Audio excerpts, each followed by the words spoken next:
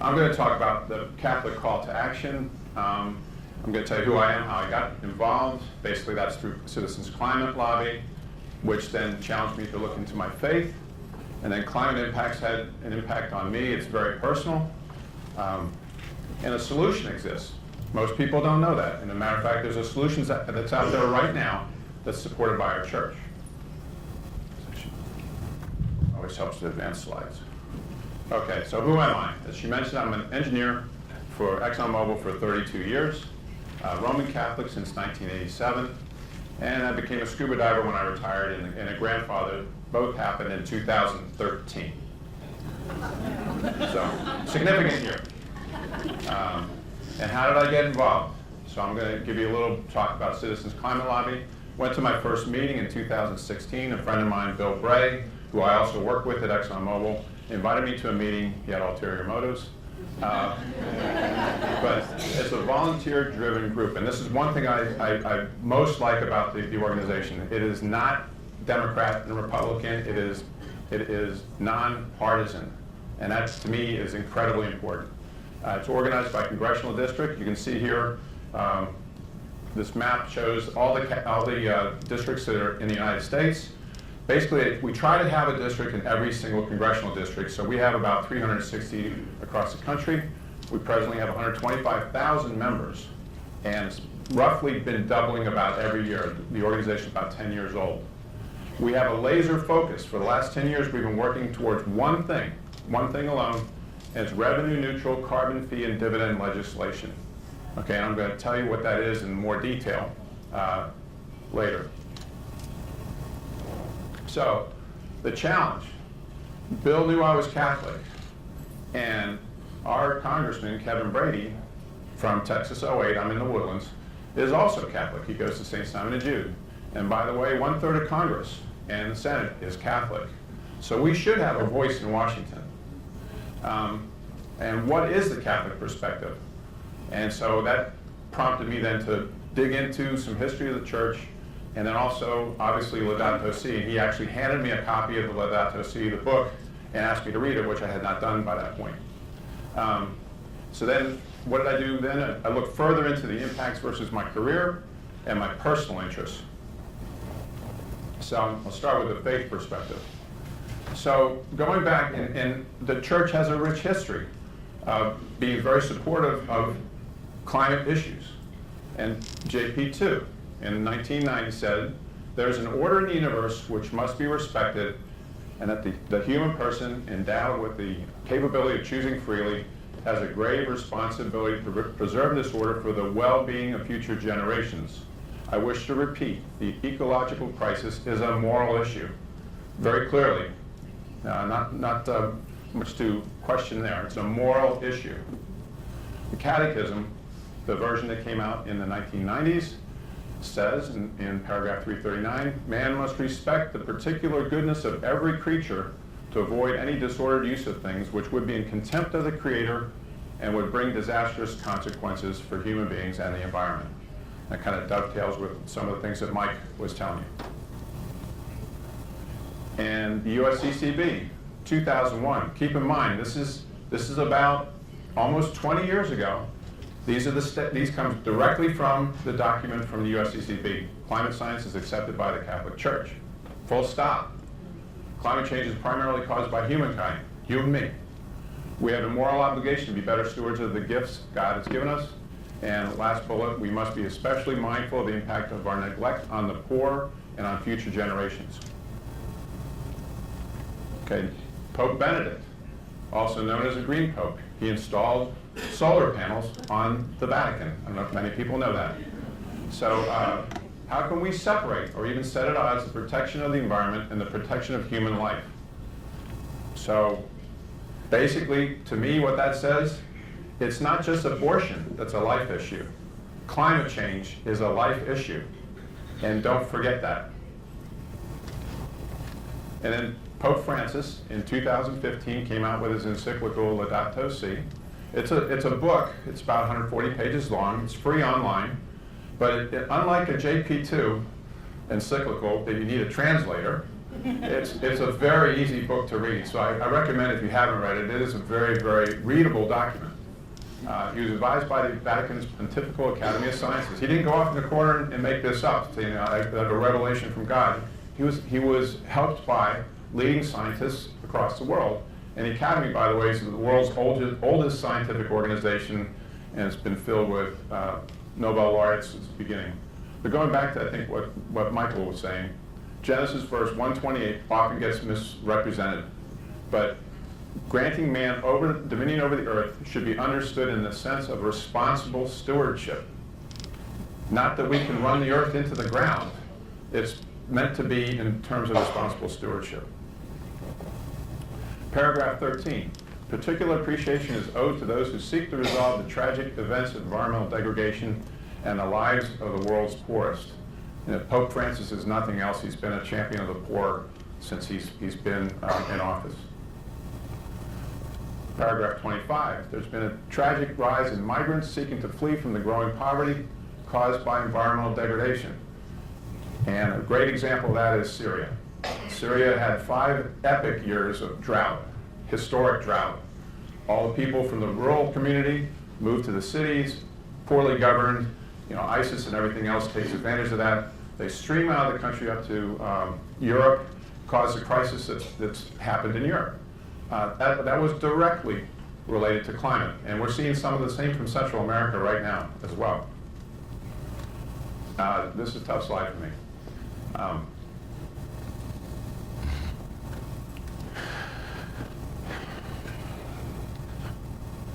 He says the world is a gift that we freely receive and must share with others. The environment is on loan to each generation, which must then hand it on to the next.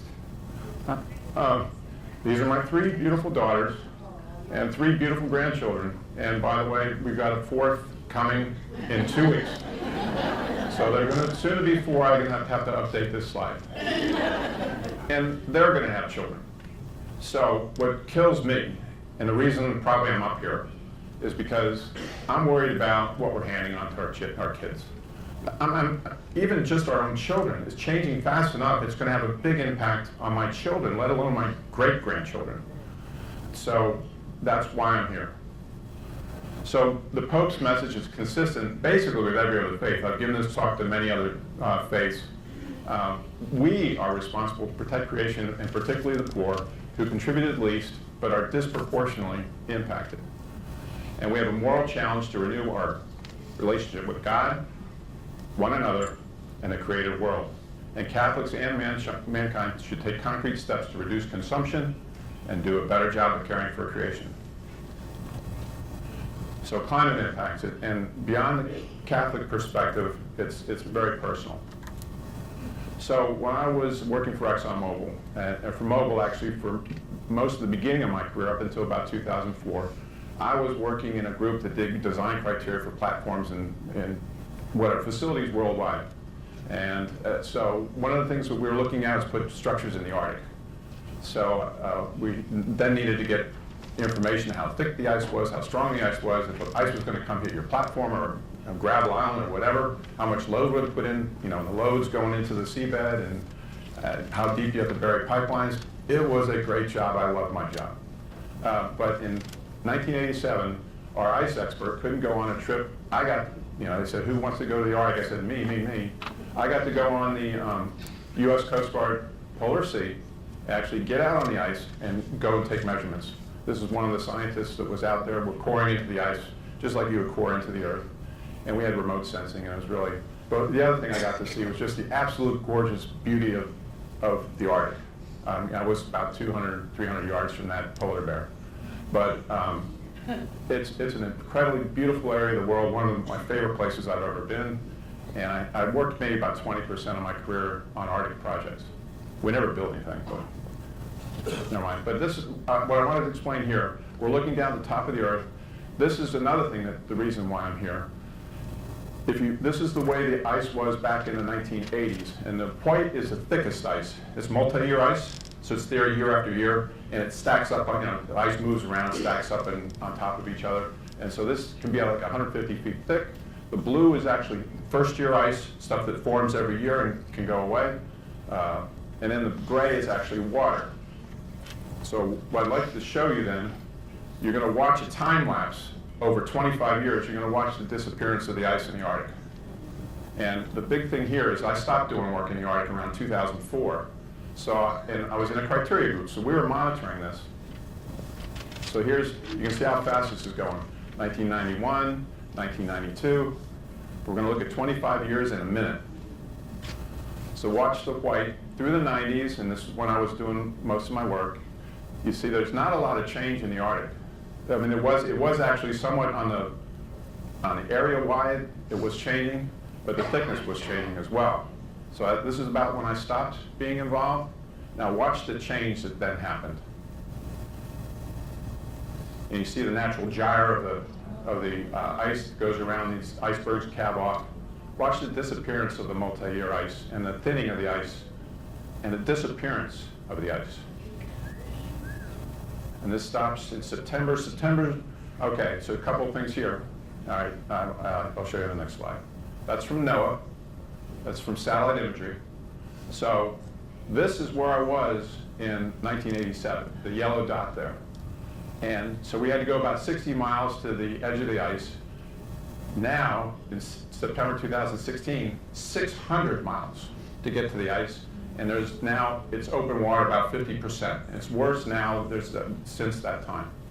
The ice coverage is lowest since satellite monitoring was started in 1979, and basically historical records that go back to the 1800s.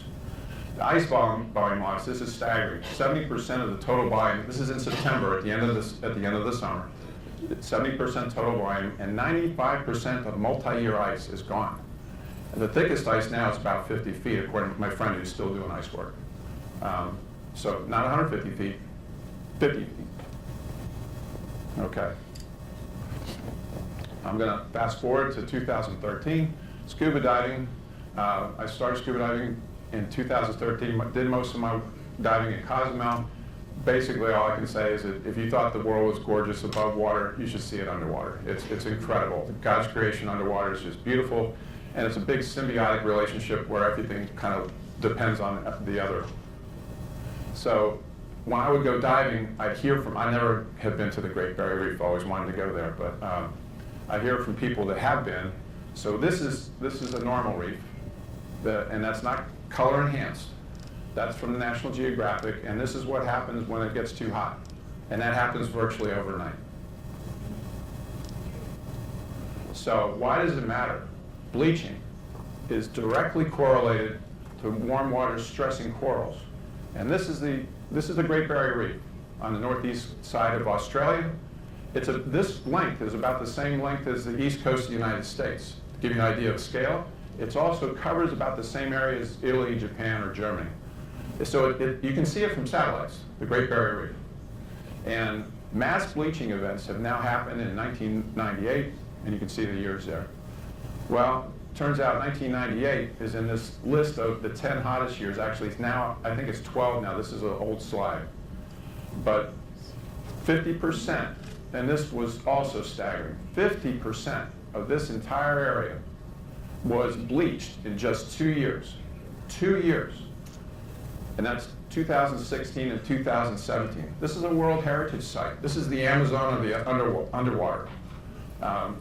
And you can see also there's a step change in the water temperature or heat in 2015, 16, 17, and I've heard, I don't have it on here, but 2018 was about the same as 2017. So we're now in a new normal.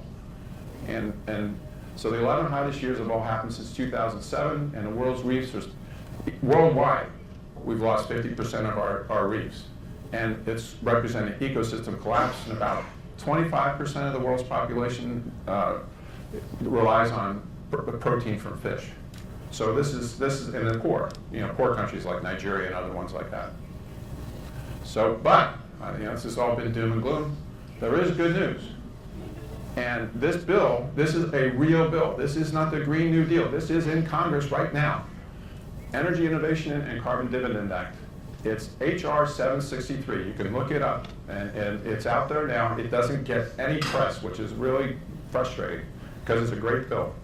But its first major climate legislation introduced in 10 years, it now has 19 sponsors and co-sponsors.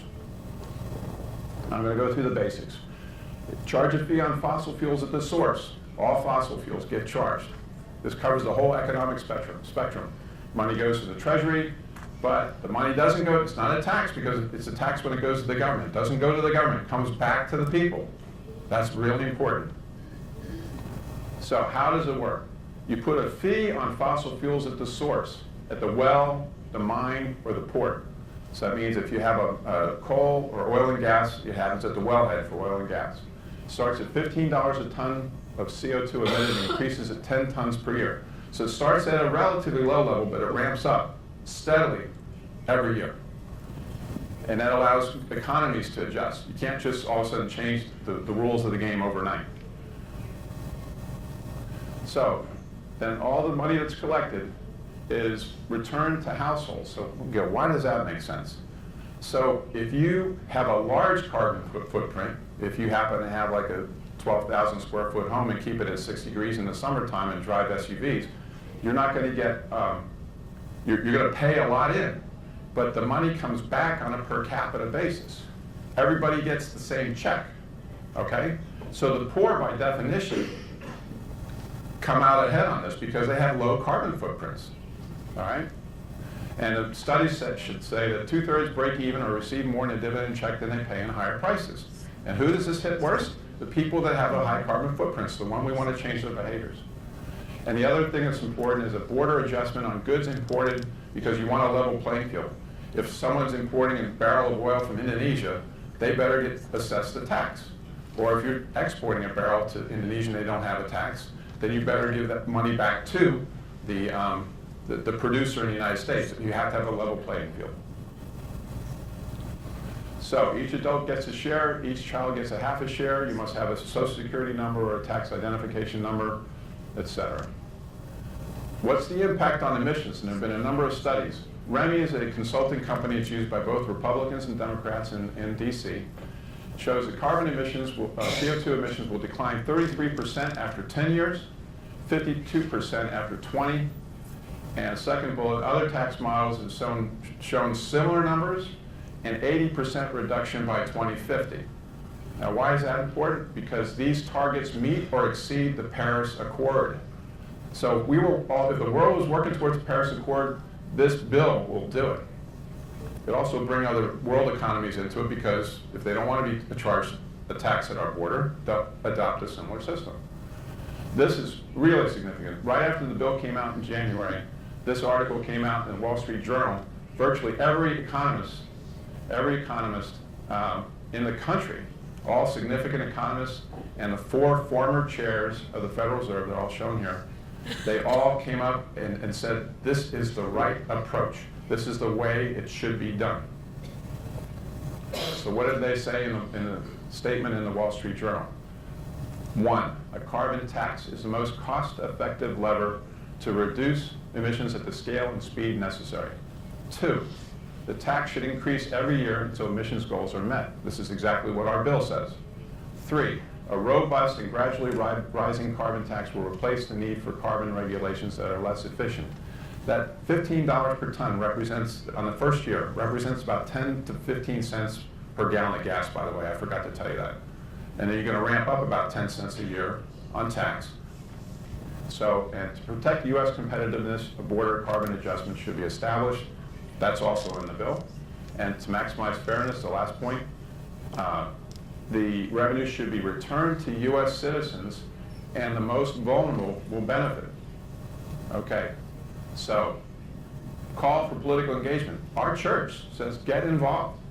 USCCB in February 2010, contact your senators and urge greater U.S. leadership to address climate change, especially its disproportionate impact on the poor. And the Pope says much the same. Our Catholic bishops, you can go to their website. They say that Catholic bishops are urging that legislative actions on climate change include provisions that ease the burden on poor people. Our bill does that. 3, promote development and use of alternative renewable and clean energy resources. Our bill does that. When you put a tax on carbon, that gives incentive for other technologies to be developed. people can then plan and know that there's going to be money in it for them. And so the free market system handles these kinds of things very well. Our Catholic bishops, this came out right after the bill came out. Bishop Frank Duane of Venice, he's the domestic chairman he came out in favor of the bill, saying it's an important step forward in addressing climate change. So the bill, 763, it's effective, it's based on sound economic principles, it's bipartisan, it rewards carbon footprint reduction, which is exactly what we want to do. The USCCB supports it, and it incentivizes innovation and economic growth. I mean, there's really not much to dislike, and actually, it's also something that both Republicans and Democrats can support. That's why it's bipartisan. But the Green New Deal, unfortunately, is getting much more press. So going forward, what to do? I'd suggest you read Laudato Si if you hadn't. You can write your congressman or sign HR 763 support, and we have form letters. It's really simple. If you want it, CCL has a table back here. You can do a form letter. You don't have to make up a lot of stuff. We can just check the boxes. Or you can check out the Catholic Climate Covenant website, an excellent website. They have care for creation advocacy options, HR 763 endorsement tools, and you can consider becoming a CCL volunteer. Once again, you can sign up at the table, or you can simply on your smartphone write that number down, 619, etc. If you text the word join to that number, they'll come back with prompts that says, you know, who are you, what's your zip code, that kind of thing, to get you in the right into the right chapter. So this is your call to action. Thank you.